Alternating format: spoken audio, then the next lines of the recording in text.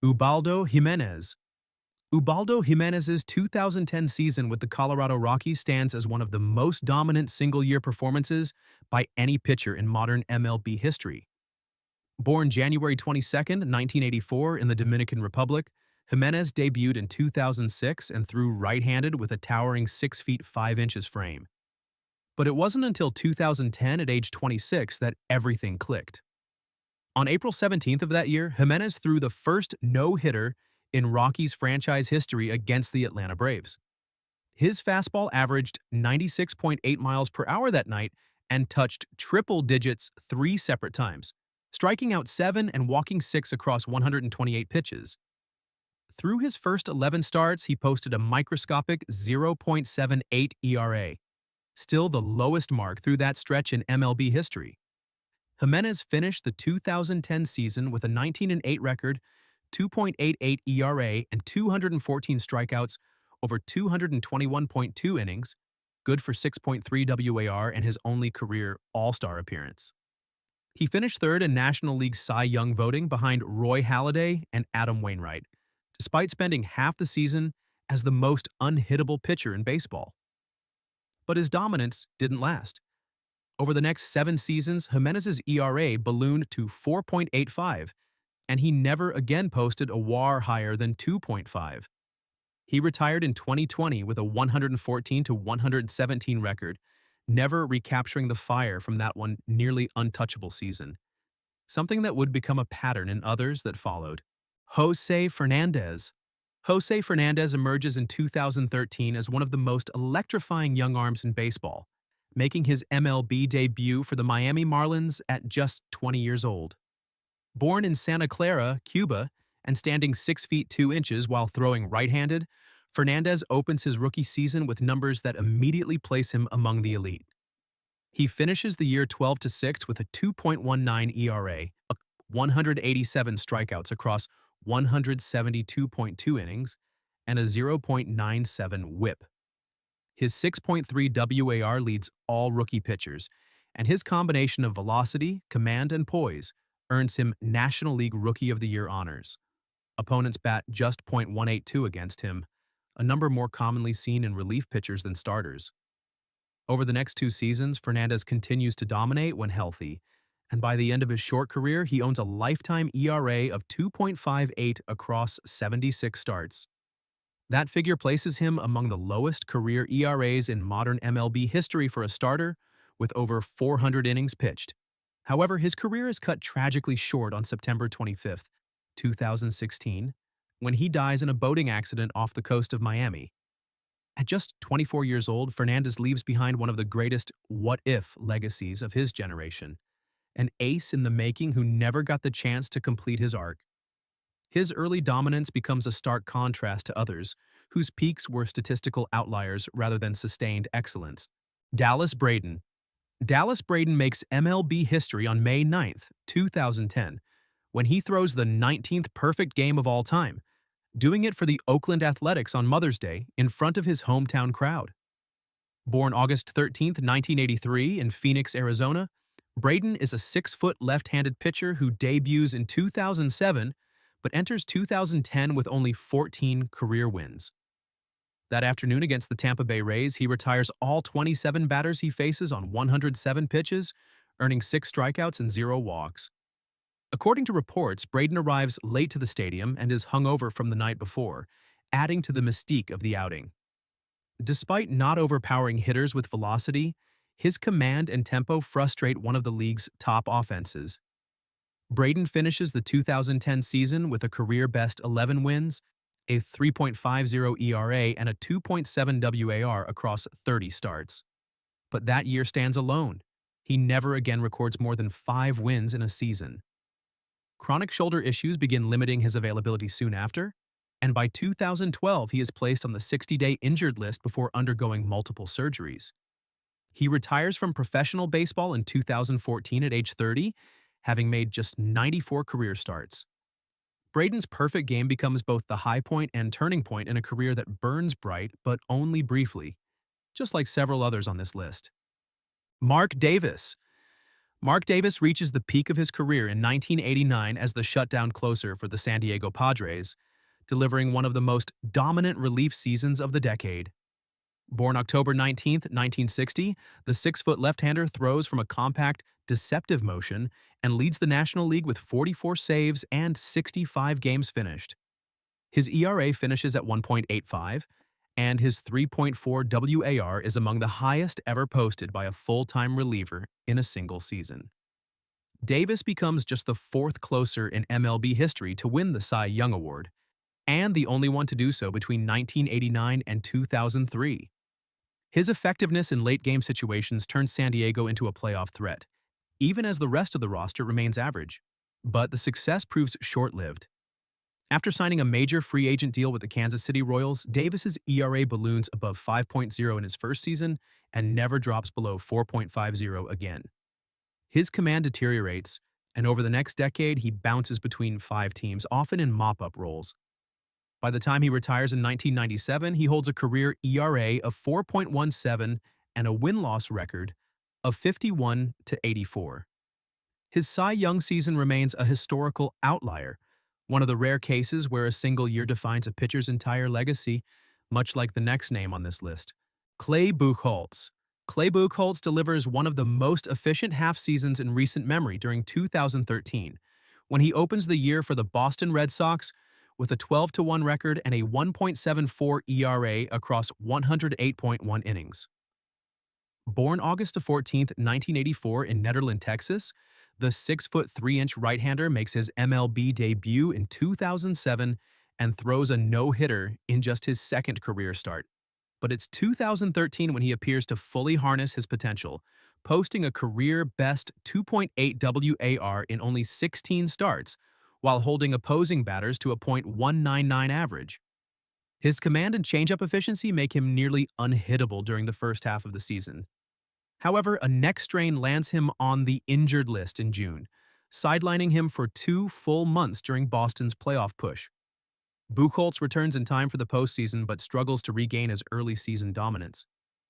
While the Red Sox win the World Series, his playoff ERA sits at 4.35 over 4 starts, and questions about his durability begin to follow him. After 2013, his ERA settles at 4.01 across the remainder of his career, and he never again records more than 10 wins in a season.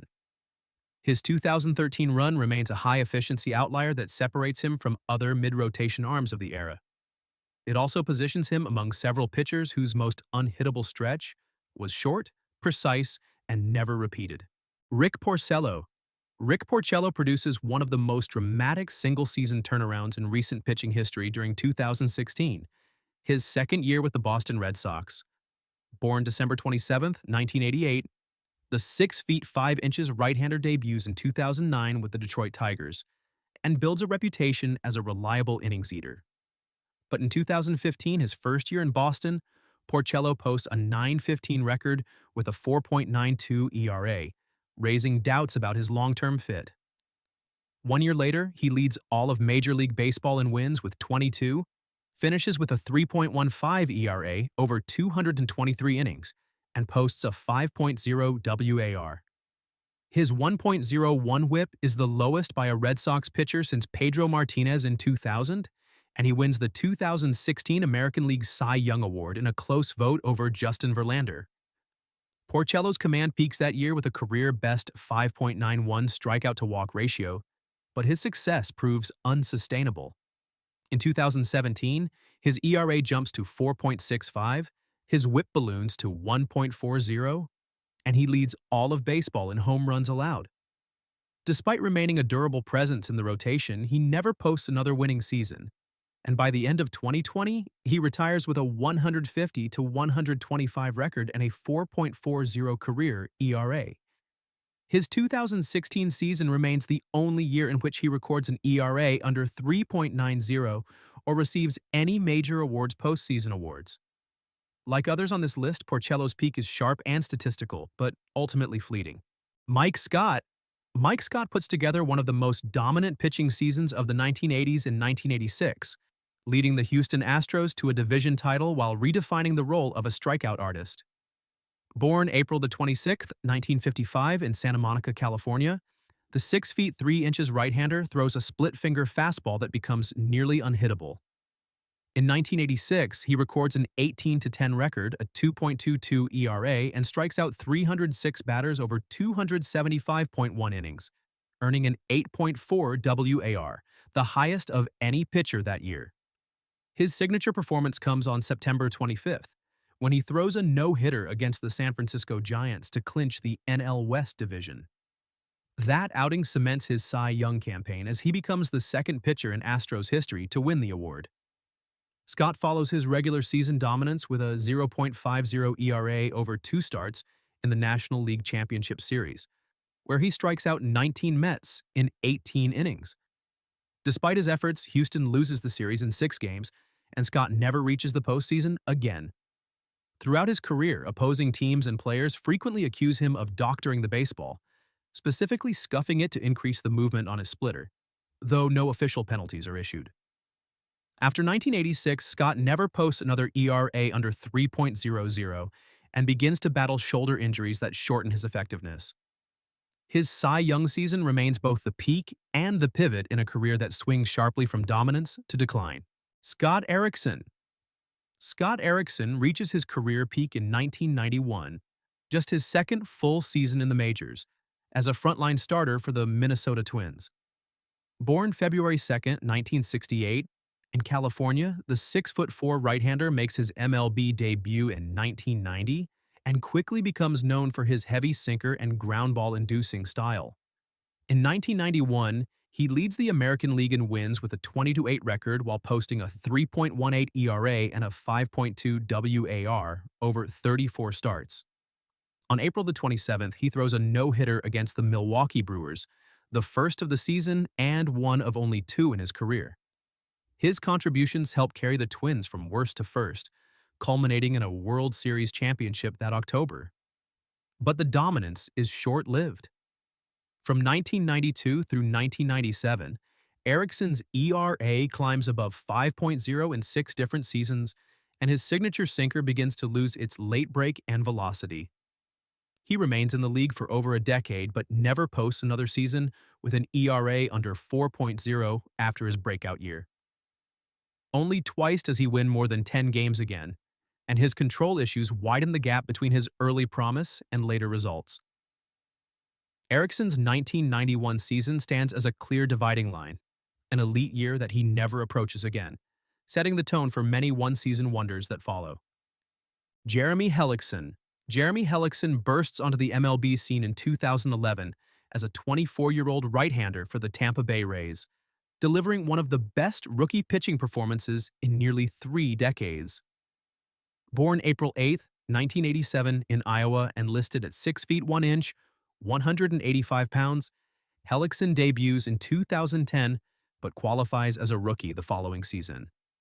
In 2011, he finishes with a 13-10 record, a 2.95 ERA, and a 5.0 WR across 189 innings pitched, becoming the first American League rookie since 1984 to post an ERA under 3.00.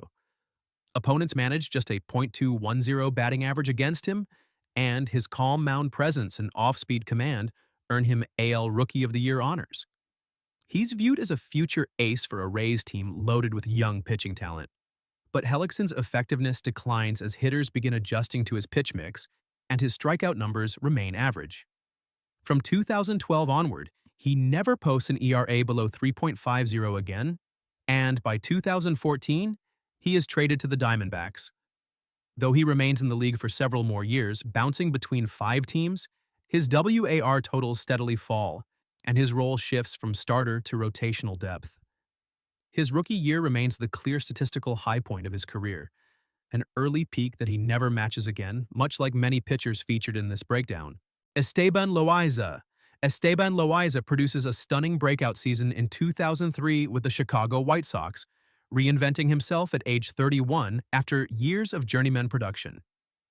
Born December 31st, 1971 in Tijuana, Mexico, the 6'1", 200-pound right-hander makes his MLB debut in 1995 with the Pittsburgh Pirates and enters the 2003 season with a career ERA of 4.88. That year, however, he finishes with a 21-9 record, a 2.90 ERA, and 207 strikeouts in 226.1 innings, his only season eclipsing 200 Ks. His performance earns him a 5.7 WAR and second place in American League Cy Young, voting behind Roy Halladay. He also leads the AL in strikeouts per 9 innings and proves critical in keeping the White Sox in playoff contention deep into the season. What makes Loiza's 2003 campaign so shocking is how far removed it is from the rest of his career. Prior to that season, his lowest full-season ERA was 4.13, and in 2002 he finishes with a 5.71 ERA across two teams. After 2003, he never records an ERA below 4.00 again, and his strikeout totals regress immediately. Though he stays in the league through 2008, bouncing through 6 franchises, he never comes close to repeating his breakout form. For Loaiza, 2003 becomes a statistical outlier, an unexplained peak that remains isolated in an otherwise inconsistent career. Phil Hughes. Phil Hughes posts a uniquely efficient season in 2014 for the Minnesota Twins, turning in one of the best control-based pitching campaigns in modern MLB history. Born June 24, 1986, in Mission Viejo, California, the 6 feet 5 inches right-hander begins his career with the New York Yankees, debuting in 2007 and earning an All-Star selection in 2010. But it's not until his first year in Minnesota that Hughes finds his most effective form, going 16-10 with a 3.52 ERA and striking out 186 batters across 209.2 innings. He walks only 16 hitters the entire season, setting an MLB single-season record with a 7.3 strikeout-to-walk ratio. He also breaks the all-time mark for fewest walks per inning pitched, averaging just 0.43 walks per 9 innings. At one point, he goes over 170 batters without issuing a single walk. Despite the unprecedented command, Hughes's success doesn't last. In 2015, his ERA climbs to 4.40, and his WHIP jumps from 1.13 to 1.29 as hitters begin to square up his fastball-heavy repertoire. Over the next 3 seasons, arm and back injuries limit his availability and effectiveness, and by 2018 he's out of the league entirely. He retires with a career ERA of 4.52, but that 1 year in 2014 stands apart as a statistical outlier, built almost entirely on elite control rather than overpowering stuff. Hughes's brief peak mirrors the trajectory of many pitchers whose one standout season came and went in a flash. Jason Schmidt. Jason Schmidt delivers his career-best season in 2003 as the ace of the San Francisco Giants, producing one of the most dominant years by any National League starter that decade. Born January 29, 1973 in Lewiston, Idaho, the 6 feet 5, 220-pound right-hander breaks out at age 30 with a 17-5 record, a 2.34 ERA, and 208 strikeouts over 207.2 innings. His strikeout rate peaks at 9.2 per 9 innings, and he holds opposing batters to a .197 average. On July 17th, he throws a one-hit shutout against the Chicago Cubs, striking out 11 and facing just 2 batters over the minimum. He finishes second in NL Cy Young voting behind Eric Gagne, leading a 100-win Giants team that cruises to the playoffs. While Schmidt posts 2 more All-Star appearances, he never replicates his 2003 dominance. It remains the only season in which his ERA dips below 3.0 and his strikeout totals exceed 200. Shoulder injuries begin to limit his workload by 2005, and after signing a major contract with the Dodgers in 2007, he throws only 43 innings before retiring. His 2003 campaign stands out not just for its efficiency and power, but also for how sharply it contrasts the rest of his career. Like many pitchers on this list, Schmidt's prime year arrives suddenly and never returns. Shane Greene. Shane Greene reaches peak form in the first half of the 2019 season, serving as the closer for the Detroit Tigers and dominating with precision and command. Born November 17, 1988, in Claremont, Florida, the 6'4" right-hander debuts in 2014 with the New York Yankees before being traded to Detroit. Over his first 38 appearances in 2019, Green posts a 1.18 ERA, a 0.87 WHIP, and records 22 saves, all career bests, while allowing just 24 hits across 38 innings.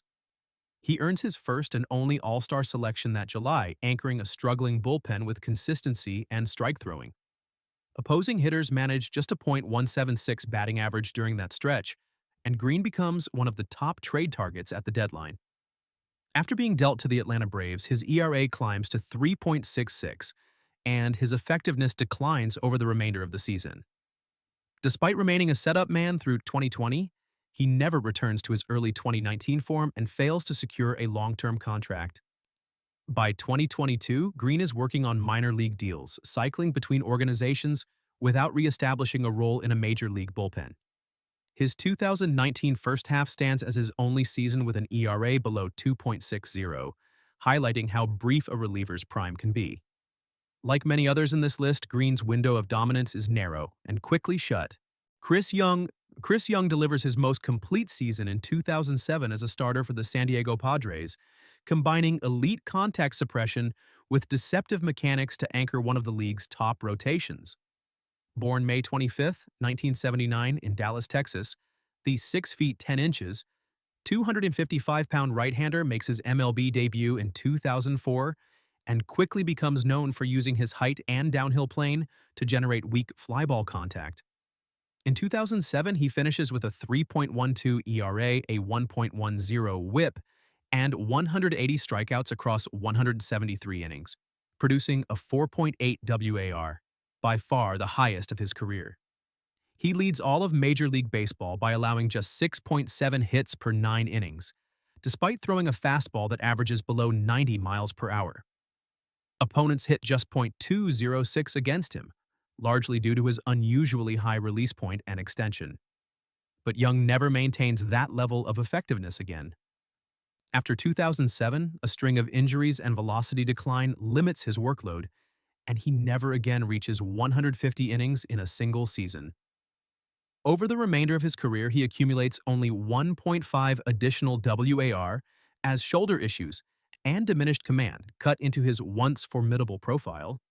He retires after 2017 with a 79-67 record and a 3.95 career ERA, having never returned to his 2007 peak. Like others on this list, Young's standout year stands alone, fueled by a unique skill set that proved difficult to sustain over time. John Danks. John Danks reaches the apex of his career in 2008 as a 23-year-old left-hander for the Chicago White Sox, putting together a season that combines reliability with late-season brilliance. Born April 15, 1985 in Austin, Texas, the 6-foot 1-inch southpaw debuts in 2007 and shows immediate promise. But it's his second season where he fully breaks out. He finishes 2008 with a 12-9 record, a 3.32 ERA, and 159 strikeouts across 195 innings, producing a 6.4 WAR, more than half of his career total. During the second half, he posts a league-best 1.23 WHIP among American League starters and throws a pivotal one-hit shutout against the Red Sox in late September, helping the White Sox secure a playoff berth. His combination of pitch sequencing and deception makes him a difficult matchup, even without elite velocity. But Danks' trajectory shifts quickly after 2008. His ERA rises above 4.0 by 2010, and recurring shoulder problems begin limiting both his innings and effectiveness. After 2011, his command fades and his strikeout rate declines, leading to 4 straight seasons with an ERA over 4.70. He retires in 2016 with a 79-104 record and a 4.38 career ERA, having never come close to replicating his 2008 dominance. His brief peak, defined by postseason caliber poise and a sharp second-half run, now stands as a one-year snapshot of what could have been a longer frontline career.